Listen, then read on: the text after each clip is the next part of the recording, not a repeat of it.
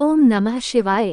हर हर महादेव। श्री शिवाय नमस्तुभ्यम। अगर आप लोगों की जिंदगी में कोई ऐसी समस्या है जिससे आप लोग बहुत ज्यादा परेशान हैं, आपको लगता है कि यह बहुत बड़ी परेशानी है और नहीं समझ पा रहे हैं कि उसका हल कैसे निकले, आपको उसका कोई रास्ता नहीं मिल रहा है, आप उस परेशानी से बहुत ज्यादा दिक्कत में आ रहे हैं, तो उस समय आपको भगवान शिव भोलेनाथ का एक अचूक उपाय करना चाहिए, क्योंकि सिर्फ सोमवार को ही करना है और इस उपाय को सिर्फ 2 से 3 सोमवार तक करना है।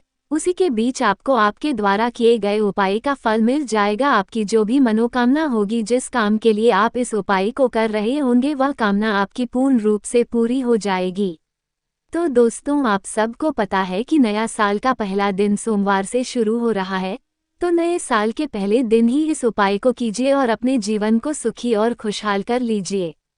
तो दोस्तों, स्वागत है आपका अपने प्यारे से चैनल सनातन की चर्चा में, जहां हम आपको बहुत अच्छी अच्छी बातें एवं आपके जीवन को सुंदर बनाने के लिए बहुत ही सरल उपाय बताते हैं।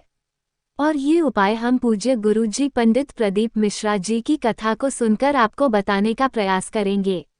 तो पूज्य गुरुजी कहते हैं कि आपको एक बेलपत्र लेना है और बेलपत्र कहीं से भी कटी फटी नहीं होनी चाहिए, और यदि आपको बेलपत्र नहीं भी मिलती है तो कोई बात नहीं, आप शिवलिंग पर चढ़ी बेलपत्र को शुद्ध जल से धोकर फिर से प्रयोग में ले सकते हैं।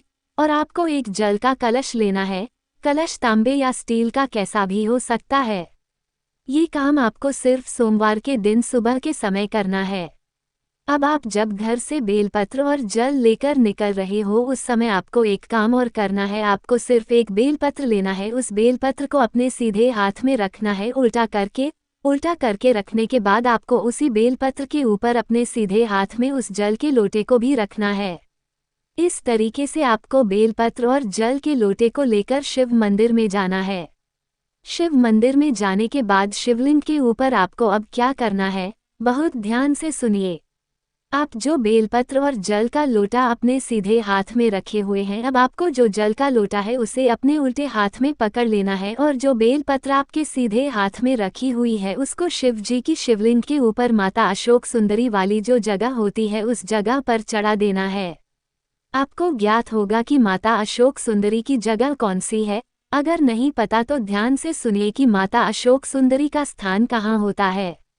माता अशोक सुंदरी वाली जगह वह जगह होती है जहां पर जलाधारी होती है। जलाधारी से होते हुए जिस तरफ से जल बहता है उसका जो बीच वाला हिस्सा होता है, उस जगह पर शिव जी की सबसे छोटी बेटी माता अशोक सुंदरी रहती है।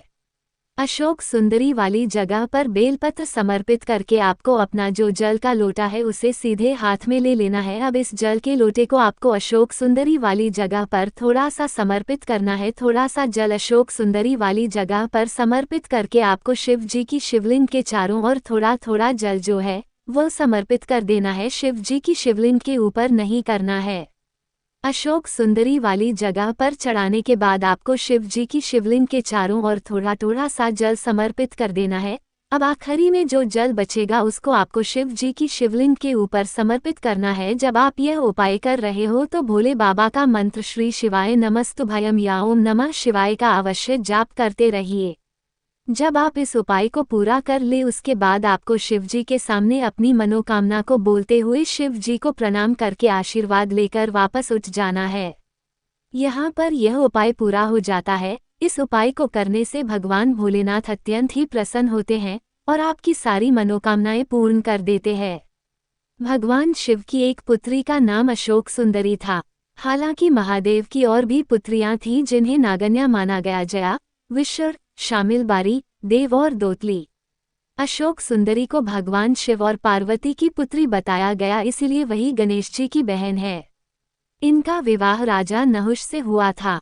पद्मपुराण अनुसार अशोक सुंदरी देवकन्या हैं। दरअसल माता पार्वती के अकेलेपन को दूर करने हेतु कल्पवृक्ष नामक पेड़ के द्वारा ही अशोक सुंदरी की रचना हुई थी। एक बार माता पार्वती विश्व में सबसे सुंदर उद्यान में जाने के लिए भगवान शिव से कहा। तब भगवान शिव अपनी पत्नी पार्वती को नंदनवन ले गए। वहां माता को कल्पवृक्ष से लगाव हो गया और वे उस वृक्ष को लेकर कैलाश आ गईं। कल्पवृक्ष मनोकामना पूर्ण करने वाला वृक्ष है। पार्वती ने अपने अकेलेपन को दूर करने हेतु उस वृक्ष से यह वर मांगा कि उन्हें एक कन्या प्राप्त हो।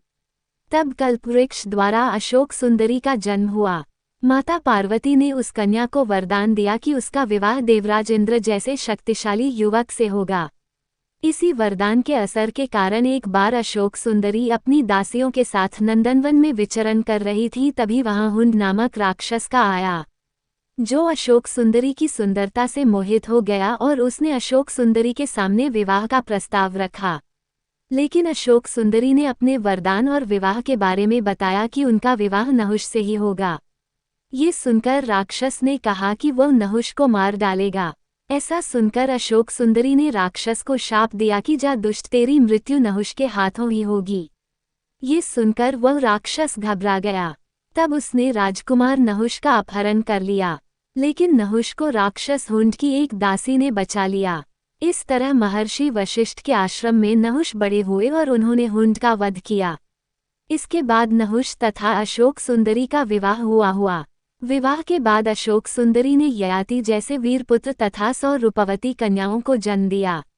ययाति भारत के चक्रवर्ती सम्राटों में से एक थे और उन्हीं के 5 पुत्रों से संपूर्ण भारत पर राज किया था। उनके 5 पुत्रों का नाम था 1 पुरु, 2 यदु, 3 तुर्वस, 4 अनु और 5 द्रुहु। इन्हें वेदों में पंचनंद कहा गया है। अगर इस वीडियो में दी गई जानकारी आपको पसंद आई हो तो वीडियो को लाइक करें, कमेंट करें एवं ये जानकारी अपने दोस्तों के साथ शेयर करें ताकि उनको भी इसका लाभ मिल सके, और साथ ही कमेंट में हर हर महादेव लिखना ना भूलें। हर हर महादेव।